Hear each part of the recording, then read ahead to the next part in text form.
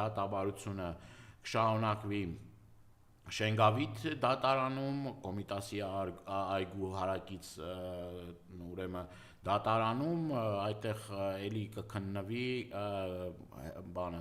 սրբազան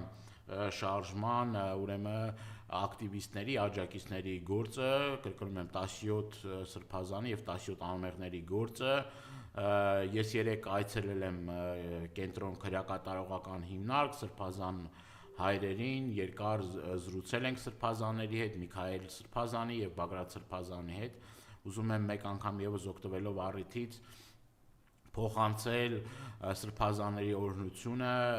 մեր ժողովրդին, իրենք ուշով հետևում են զարգացումներին եւ իրենց կոչն է, որ համախմբվեն, մեր ժողովուրդը համախմբվի հայ առաքելական Սուրբ եկեղեցու շուրջ եւ իրենց օրհնանքներով